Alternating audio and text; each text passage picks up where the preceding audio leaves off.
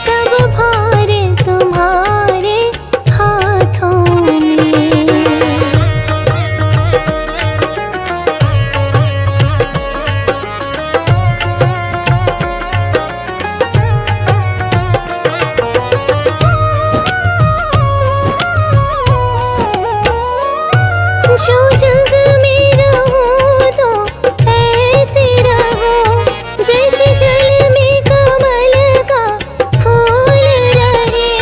जैसे जल में कमल का फूल रहे। मेरे सब गुण दोष समर्पित हो करतार तुम्हारे हाथों में।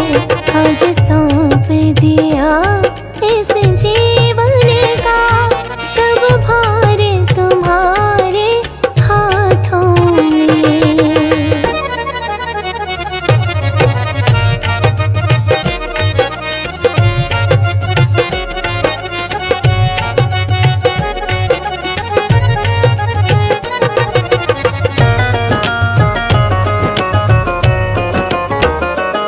यदि मानव का मुझे जन्म मिले, तेरे चरणों का मैं पुजारी बनूं। तेरे चरणों का मैं पुजारी बनूं। इस पूजक के एक एक रग का हो तार तुम्हारे हाथों में। अब सौंप दिया इस जीवन का सब भार तुम्हारे हाथों में।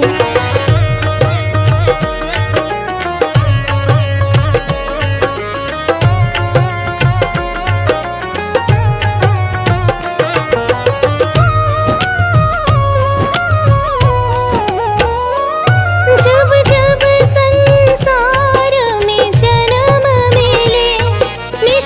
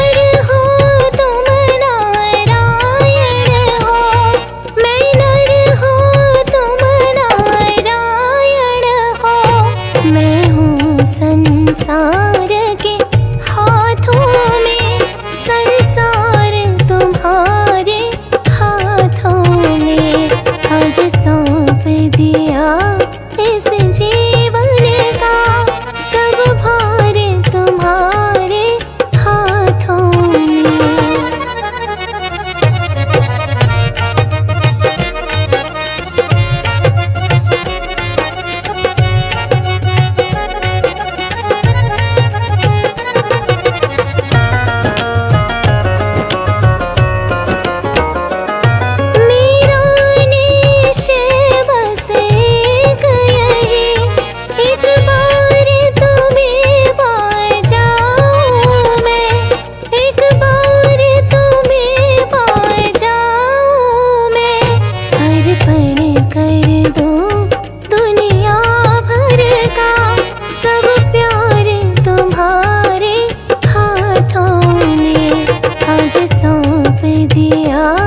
इस जीवन का, सब भार तुम्हारे हाथों में।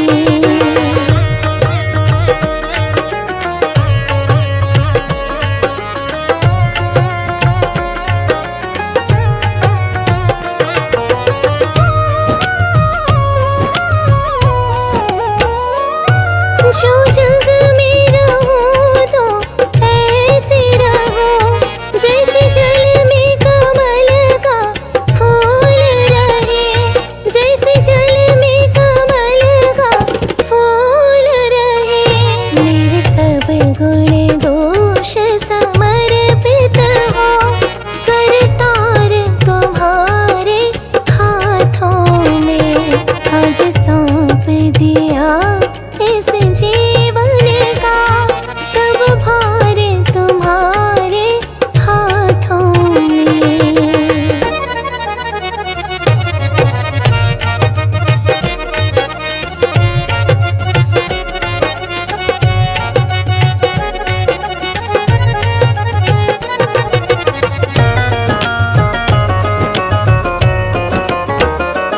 यदि मानव का मुझे जन्म मिले, तेरे चरणों का मैं पुजारी बनूं, तेरे चरणों का मैं पुजारी बनूं। इस पूजक के एक एक रग का हो तार तुम्हारे हाथों में।